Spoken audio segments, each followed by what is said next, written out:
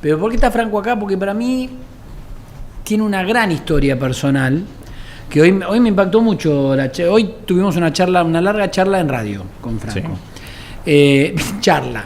Habló Franco. Yo a veces le preguntaba una cosita nada más porque la verdad que la historia es de él y la cuenta. Es extraordinaria porque es una historia de recuperación muy fuerte, que para mí es de esas historias que hay que tratar de repetirla y contarla todas las veces que se pueda porque es un ejemplo y la verdad que le puede dar ánimo a mucha gente que esté atravesando situaciones similares. Franco atravesó situaciones de calle, de comer basura, de drogarse con las peores drogas, de estar en la peor en muchos años o en varios años, y hoy ser un empresario que tiene una empresa con más de 20 empleados y estar así, como está.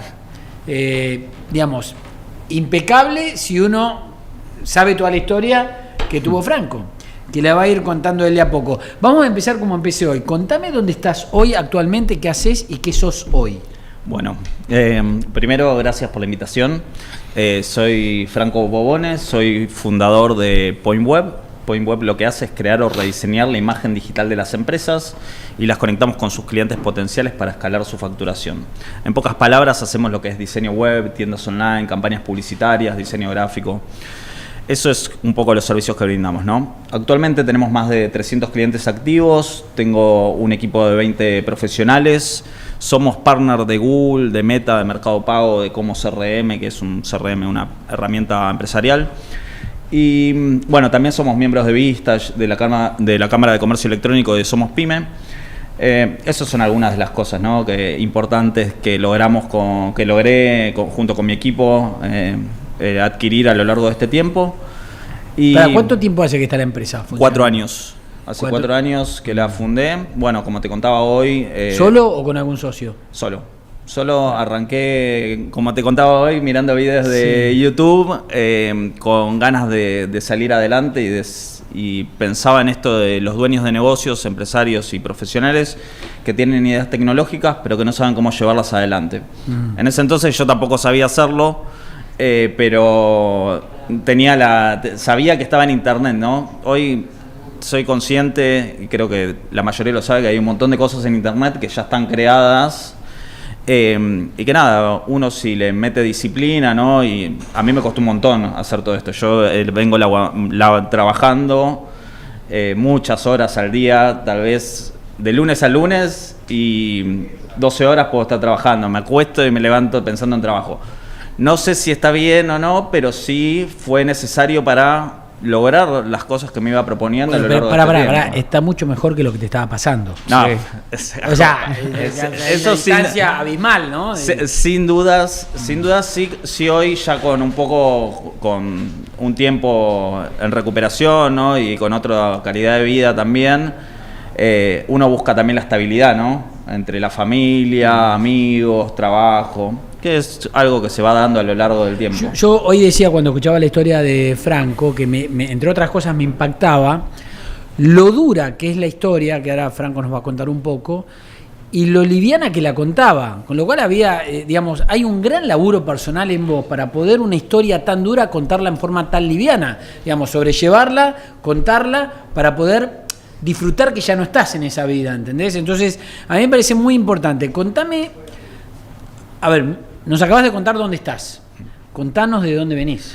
Bueno, yo comencé, primero a los 12 años me daba manía con los jueguitos, y en ese entonces ya había tenido como un acercamiento a lo que era emprender, ¿no? Había tenido un servidor de un juego, algunos los conocerán de mi edad, de 30 años, que se llama Counter-Strike, entonces pude tener servidores de Counter-Strike. Y ya Lucas es un poco más joven, sí. Pero voy a contar algo. A mí me vuelan los misiles. Voy a contar algo. Yo me rateaba del colegio, ir a jugar y me iba a jugar al Counter. Enfrente había un ciber. Y, bueno, yo tenía servidores de Counter-Strike, Mu Online y Argentum, que eran unos juegos que había, ¿no? Había aprendido todo de manera autodidacta a hacer estos juegos.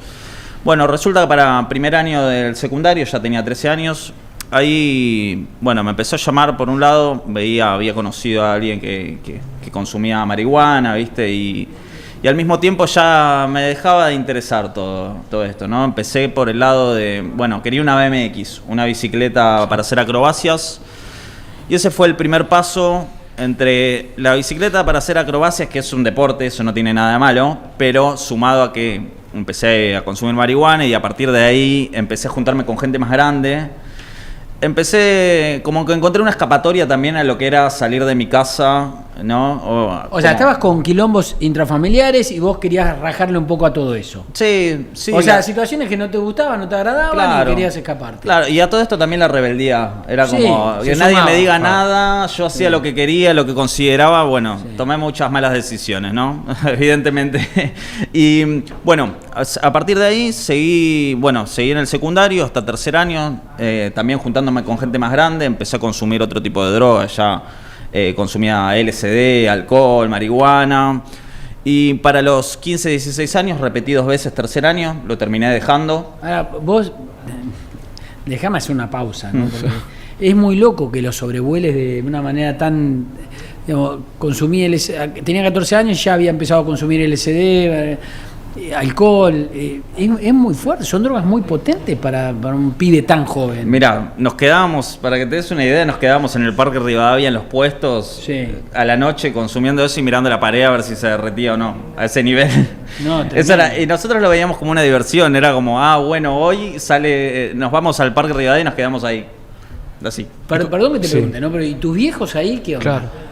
Mis padres estaban, mi padre trabaja hace 37 años en el mismo lugar, mi madre ama de casa, que ahora es administrativa en la empresa, y nada, ellos tal vez consideraban que era como parte de la adolescencia en donde me estaba metiendo, no sabían que estaba haciendo todas esas cosas, Claro. ¿no? Porque yo no era tal cual, no, me voy a drogar ahora, Claro. pero sí desaparecía de mi casa tal vez, desaparecía, lo usaba como un hotel ya desde chico, ¿viste? Sí, claro. ¿Y cuándo se enteraron que vos estabas en esa vía? ¿Cuándo repetiste o cuándo? Sí, yo creo que ellos ya tenían como noción de que algo estaba pasando, ¿no? Pero como te digo, lo minimizaban porque tal vez uno lo que menos espera es que yo me esté drogando en un parque con gente más grande y todas las noches, ¿viste? Claro.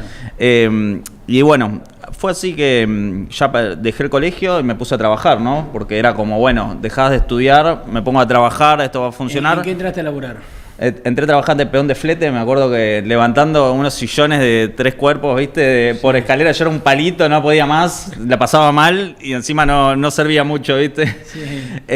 Después trabajé en McDonald's para los 18 años, al mismo tiempo ahí ya iba a fiestas electrónicas, ya entraba... ¿Seguías en el rulo del consumo? Sí, ya entraba en Pachaco en un documento de un muchacho rubio de 24 años y yo iba y consumía éxtasis y todo lo que había para...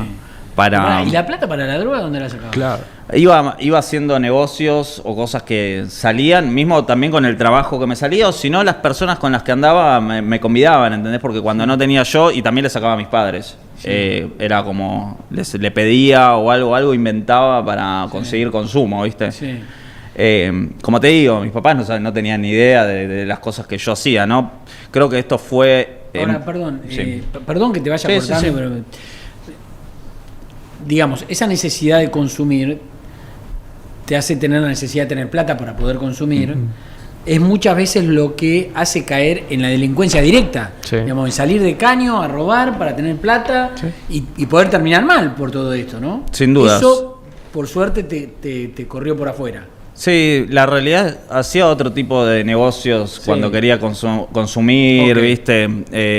Nada, me la rebusqué para conseguir plata, droga. ok. Claro, Ok. ¿entendés? Pero perdón, plata que entraba era plata que iba para la droga. Todo a lo largo de mi vida, desde los 13 hasta los 25 años, fue todo para las drogas. Yo cuando me interné a los 26, hice como un plan que era ver todo lo que uno había gastado en consumo desde los 15 años, desde los 13 años hasta los 25. No saben ustedes, yo ya me quería matar, así literal. Decía, Si hubiera gustado toda esta plata. sí, y no sé de dónde la había sacado tampoco. Claro, ¿Entendés? claro. Yo la veía porque uno se pone uno no es consciente, ¿entendés? Está pensando en drogas nomás. Claro. ¿Qué pasa? Yo llegué muy lastimado a los 25 años, me sentía que era una mierda de persona porque había hecho muchas cosas malas y después el hecho de entender que yo no estaba ciego. Claro. Viste que a veces uno ve a alguien en la calle o algún adicto o algo que hizo algo, no sé, que para conseguir consumo, y primero, si no si no conoce qué hay detrás, lo juzga y nada, y va.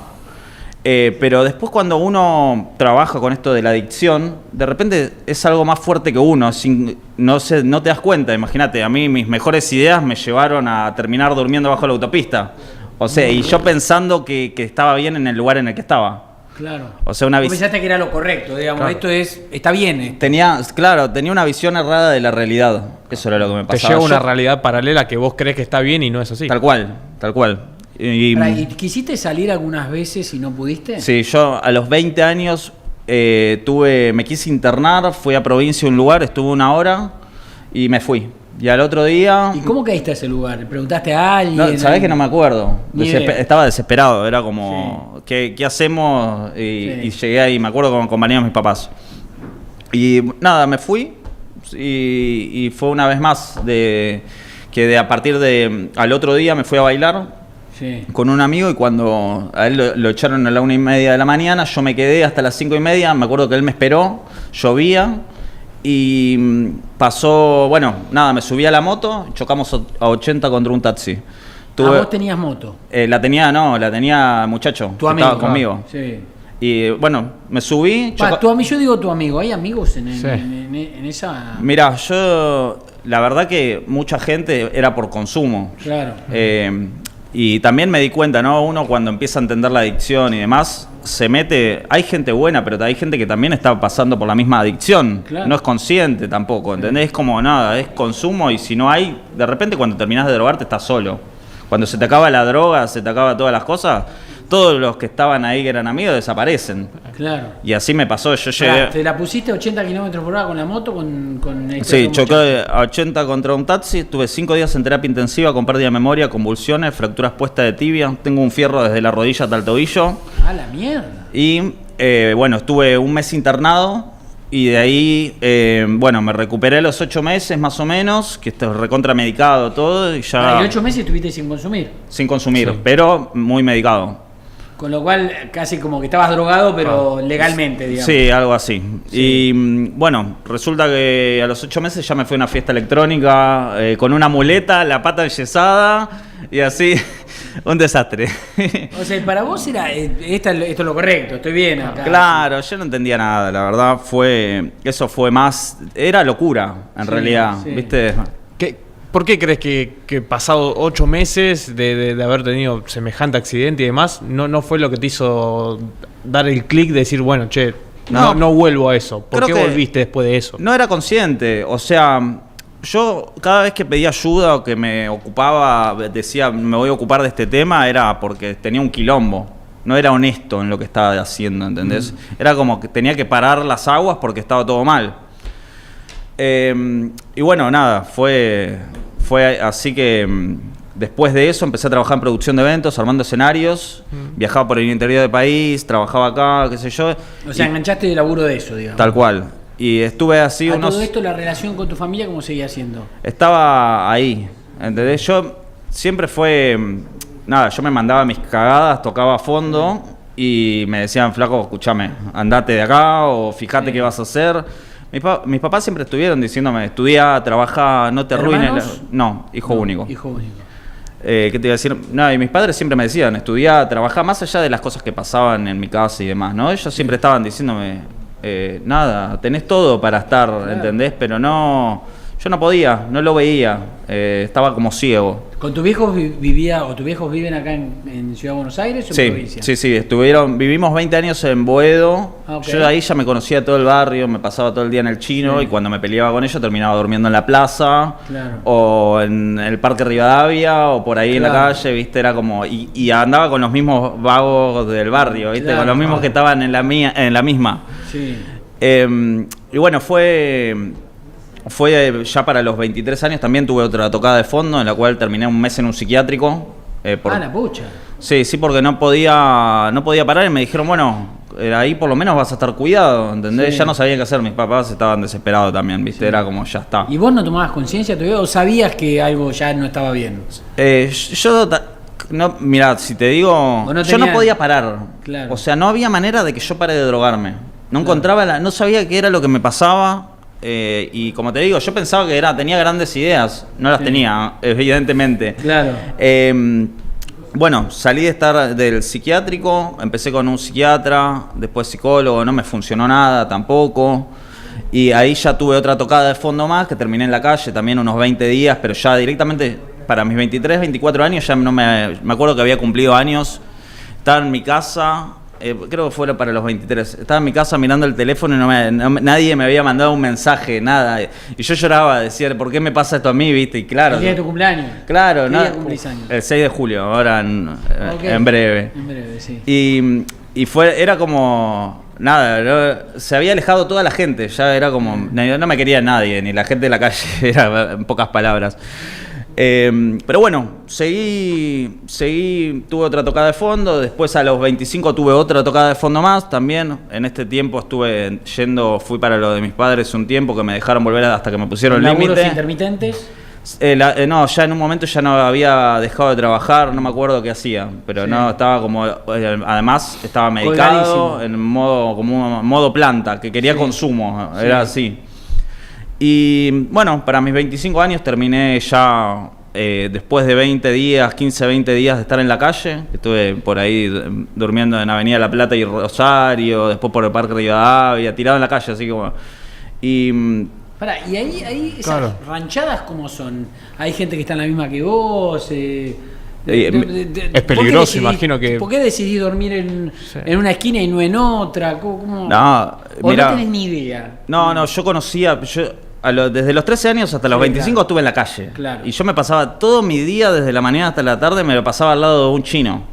O sea, estaba siempre al lado del chino, o en el Parque Rivadavia, o con los vagos, o en el semáforo.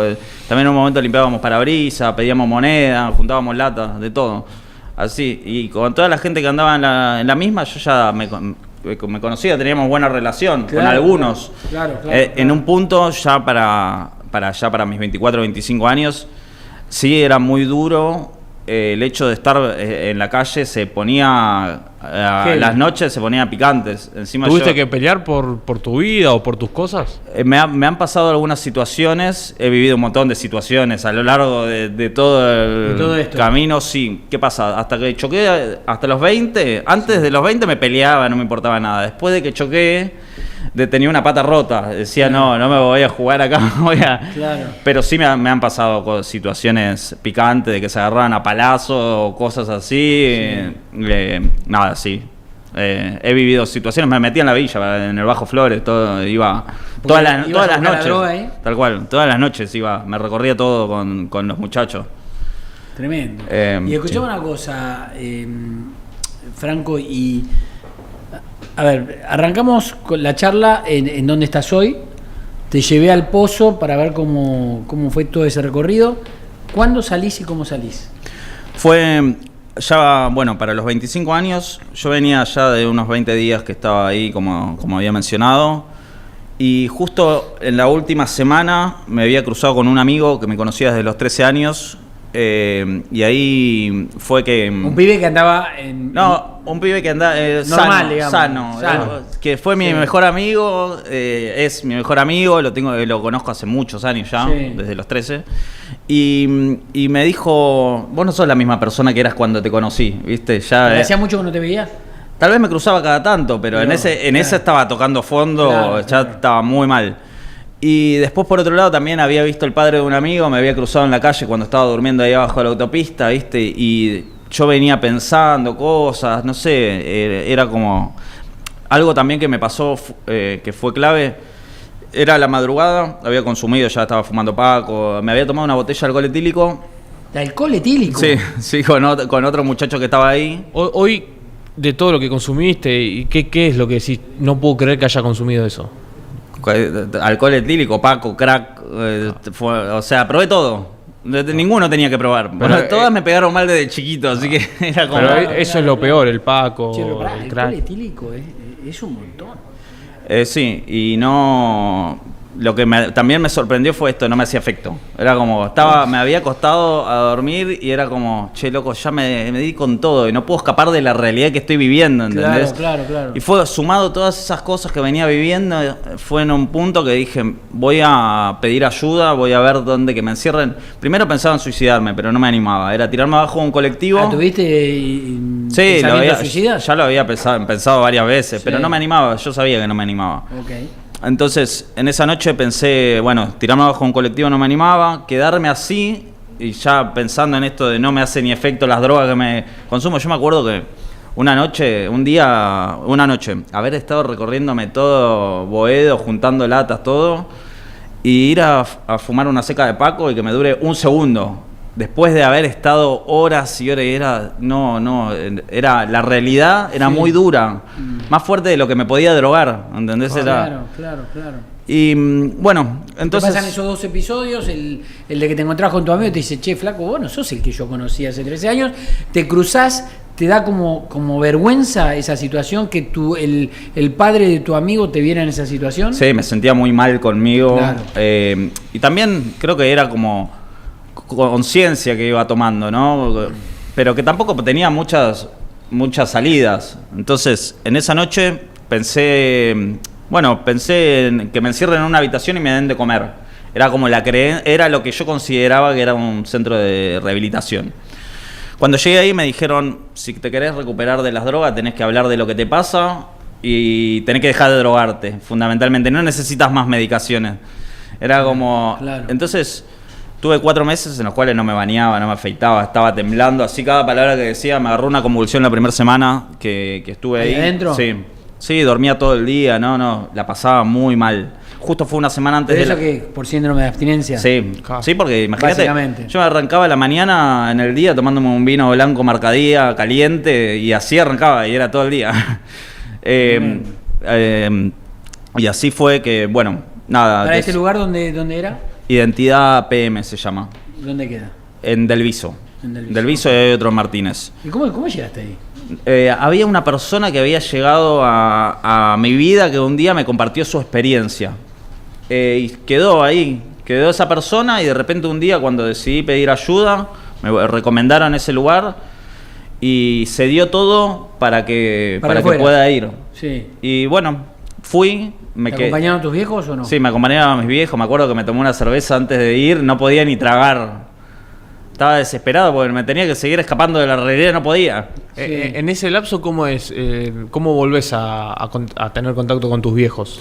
No, porque mis viejos estuvieron ahí, el tema era que yo no estaba. Claro. ¿Entendés? Yo cada vez que llegaba a mi casa me llevaba algo. Si no me llevaba mis pertenencias, me llevaba una plancha, ¿entendés? Claro. A ese nivel, cualquier cosa. Para vender y después Para vender y consumir. Claro.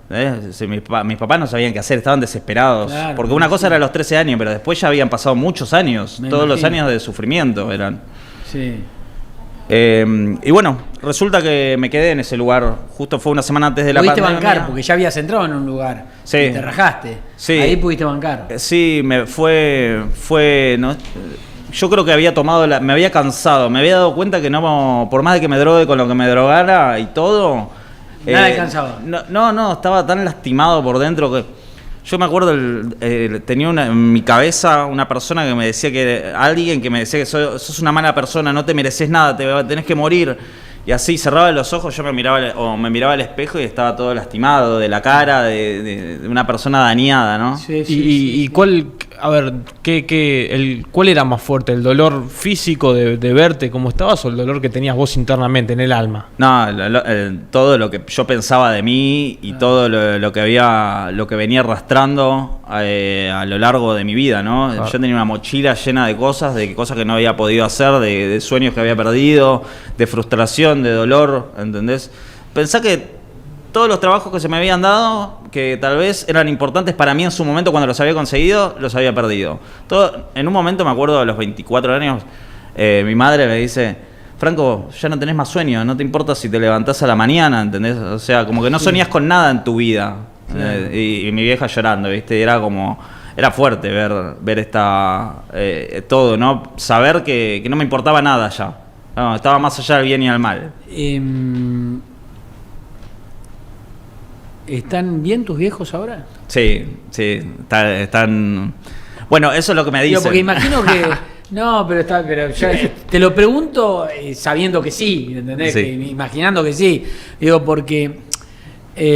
bueno, yo soy padre, entonces, digamos, uno también se pone en situación de padre. Entiendo que tus viejos deben haber sufrido mucho. Entiendo que vos debés haber sentido que los hiciste sufrir mucho también. Sí, fue duro. Tuve que hacer mucha terapia. O sea, creo que la clave es trabajar y... ¿Laburaste bien terapia? Fue ¿Ahí adentro en Delviso? En Delviso tenía, justo como era la pandemia, no podíamos salir. Si te ibas no podías volver a entrar. Mira, claro. Pero si no podías salir, salías al mes, tenías 4 horas de salida. Entonces yo cada vez que pensaba en irme, era como, bueno, ¿qué hago? Me acuerdo que me armaba el caminito al chino, Claro. a comprarme algo de consumo, y después decían, ¿y me termino ahí? Y no, mejor me quedo acá, vamos, tengo para comer, tengo para dormirme. Sí. Vamos a ver qué pasa, a ver si se me curo, ¿viste? Sí. En realidad no me iba a curar nada, pero iba a empezar a ser consciente de mi vida, ¿no? Claro. Y bueno, fue... Pará, ¿y ahí ya hablabas con un psicólogo o una psicóloga? Sí, en ese lugar había consejeros y al mismo tiempo me tocaba una psicóloga cada tanto, en lo cual iba hablando. Pero más que nada creo ¿Para que... ese lugar lo pagaba alguien o era de...? Yo en ese entonces tenía una obra social que me había ayudado mi tía, porque después del accidente me dijo, yo no tenía obra social, no tenía nada. Después del accidente me dijo, te voy a ayudar, yo quiero que tengas esto, porque ya me veía venir, sabía Sí, que te pasaba otra en cualquier momento. Claro, ya lo había sacado y nada, gracias a Dios también tuve la posibilidad, ¿no? En ese lugar tienen becas, por ejemplo, de Cedronar, Claro. que te bancan el tratamiento también, ¿viste? Eso también fue una ayuda importante. Sí, en ese caso yo no tenía la beca esa, pero tenía la obra social. Sí, ok. Pero bueno, yo creo que cuando uno toma la decisión y decide pedir ayuda honestamente, de alguna manera el universo se acomoda para hacer algo distinto, ¿no? Porque yo entiendo, yo ya había hecho tratamientos y estado en fundaciones. No había funcionado. Acomodaba todo así y después llegaba a la esquina y me tomaba una birra, Claro, hacía cualquier cosa, o sea, Claro. hay una realidad no sé si ustedes conocen, pero hay muchas personas que se rehabilitan o se recuperan en distintos lugares. Puede ser en la iglesia, puede ser, no sé, hablando con el vecino, claro, ¿viste? Y vos decís, ¿por qué te recuperaste? O hay gente que directamente un día se le cambia el chip y dice, no lo hago más. Bueno, a partir de ahora es otra. Hay un montón de maneras, no sé cuál está bien o mal, a cada uno le sale como puede, ¿no? Sí. Pero sí es esto de no condicionarse. ¿No? ¿Y cómo arrancó tu carrera con la empresa? Bueno, yo ¿Estabas en Delviso y ahí arrancaste? O... en Delviso había... ¿Para qué tuviste 4 años en Delviso? No, estuve 1 año y un mes internado. Ok. A los 4 meses ya había salido a mi casa porque tenía unas muelas infectadas y en ese entonces me di cuenta que todo seguía igual. El tranza estaba en su lugar, el chino estaba en su lugar. Joder. Es que yo me había ido a internar, todo lo demás seguía en mi casa, seguía Sí, por sí, ahí. sí. Entonces, fue esto de entender que el que estaba cambiando era yo. Sí. Y ese fue como el primer paso. Después cuando llegué... El primer paso fue decir, en esta no vuelvo, vuelvo a Delviso. Claro, tal cual. Ok. Y después cuando volví a Delviso fue esto de pedirle a mi papá que me imprima unos libros de lenguajes de programación para hacer páginas de internet, que no tenía ni una computadora, nada, pero yo decía, mirá, estoy haciendo todo este esfuerzo. ¿Tenías un celu? ¿Qué tenías en...? No tenía nada en ese entonces, me habían prestado, no, mentira, una compañera que estaba ahí me prestaba un teléfono para hablar con mi familia, pero tenías 20 minutos para mandar un mensaje de la familia a la noche. O sea, yo lo que hacía era leer el libro y anotar en una hoja los códigos y agilizaba eso que ni sabía si me iba a funcionar o no. Yo lo hacía porque decía algo tengo que ver, que leer. Sí. Y bueno, ya para los 9 meses ya me sentía distinto, ¿entendés? Más allá de que me pasaban un montón de cosas porque no sabía ni vivir. Sí. Me acuerdo de estar todos mis días desde que habían... Físicamente ya había un cambio. Físicamente claro. Sí, yo me acuerdo gracias a Diego Mario, que es una persona que me ayudaba ahí, un día a los 4 meses por ahí me dijo, yo te voy a hacer que te bañes, que te afeites y que te laves la ropa. Y él todos los días iba y me decía, Franco, agarrá, bañate, hacé esto. Y se quedaba ahí, yo no quería saber nada. Y perdón, es arrancar de cero. Así. Ya teniendo más de 20 años. 25. Claro. 26, para 25, para 26. Pero sí, literalmente era como no... Volver a aprender todo de cero. Había aprendido todo lo que lo había aprendido, se me había distorsionado. Claro. ¿Entendés? Yo no sabía tener una adolescencia o... Claro. Yo empecé a consumir y de repente todo se fue para el lado del consumo. Las drogas lo que hacen es taparte los sentimientos, lo que uno siente, lo que uno...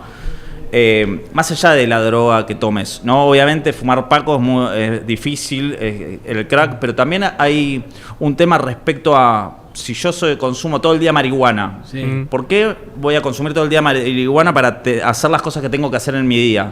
¿No? ¿Por qué tengo que tapar lo que estoy haciendo, los sentimientos que me genera la manera de relacionarme con las cosas? Entonces, yo creo que también hoy las drogas no son ni buenas ni malas, es como uno se relaciona con ellas, ¿no? Sí. Entonces, tiene que ver también con la responsabilidad que uno tiene y también cuando las cosas no funcionan poder decir basta, ¿no? Pero que uno no siendo... Como decís vos, empecé fumando un porro, ¿sí? Ahora, ¿en qué momento te diste cuenta que te estaba yendo a la mierda? Y no sé, yo no recuerdo ya de los 14, 15 años cómo era mi mente en ese entonces, ¿no? Sí. Porque ya era... Pero me acuerdo que nos agarramos a piña por ahí, o sea, era todo un bardo. O sea, ya estaba todo mal en los 15 años. Sí. Éramos unos chicos complicados, entonces creo que ya se había ido, ¿no? Me acuerdo a los 16, 17 años también esto de estar en pareja y decir, elegir las drogas en vez de elegir estar en pareja, ¿viste? Como así. Esos registros, ¿viste? De cosas que uno va perdiendo. ¿Y ahora estás en pareja? Ahora estoy en pareja, estoy muy contento con Tamara.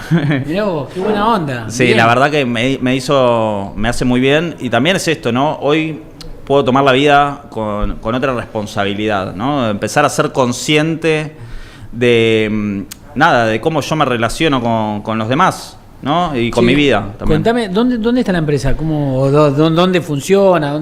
¿Cómo funciona? ¿Todo virtual, no? Sí, actualmente tengo oficina en Palermo, Hollywood, en Nicaragua y Carranza. Acá lo están usando el equipo comercial ahora. Y después todos trabajan de manera freelance. Ok. ¿Y tu vieja laburando con vos? Exacto. Se ocupa de mandar los mensajitos, de hacer todo lo que es la parte administrativa. Estoy muy contento también por todo el trabajo que hace. ¿Y tu viejo?